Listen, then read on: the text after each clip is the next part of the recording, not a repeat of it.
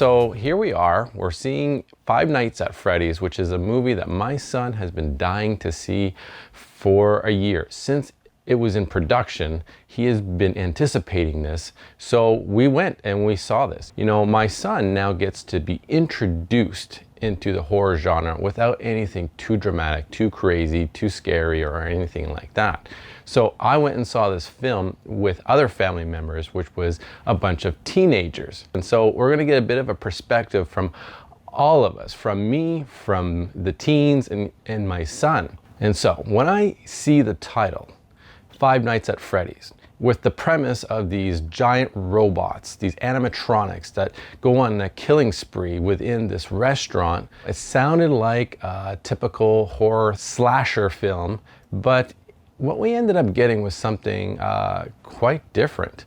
So we're following this story of a guy named Mike, who through troubled times, been losing his jobs and found an opportunity as a security guard in this abandoned restaurant. And the setup is perfect for something that's creepy. It's a dark, dingy, grubby, hasn't really been cleaned in a while restaurant. The power goes on and off, so the flickering of the lights happens here and there. And the guy has at his disposal these cameras to which he can see all the rooms. We see these robots come to life a little bit here and there, setting up for some creepy imagery. With the movie called Five Nights at Freddy, here's what I was expecting, honestly. I was expecting a group of people to be trapped in here for 5 nights, to which then the slashing begins. What we end up having is this security guard who goes to work for 5 days. And really, it kind of changed everything for me. He goes to work, a few little creepy things happen, then he goes home. He comes back to work, creepy things happen, and then goes home. Now here's the good thing. I really did enjoy the story of Mike. What he's going through in his troubled times in life, and his struggles to get jobs, and why he's doing this job, and his sister, who is a little girl that he's taking care of, and it was an interesting story.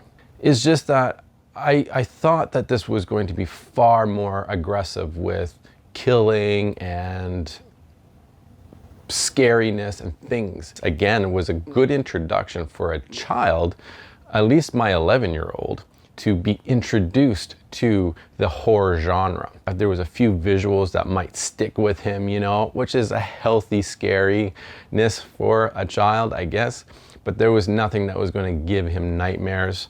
And as for the teens, I think they really enjoyed it. They liked it so much that, you know, they just kept on talking throughout the movie, because there was some things, the elements that were in the video game that they're seeing. So I think there are some elements in the video game that was honored in here in the movie. Let's face it, I was expecting people to be trapped into this restaurant, being terrorized by these machines, these robotic animatronic machines, and just running for their lives for an entire film.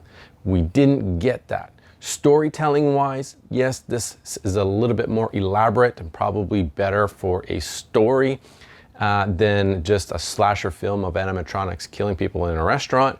However, my brain just went to, you know, horror, creepy, let's survive this. I was in no way ever afraid that Mike was in danger. Not once.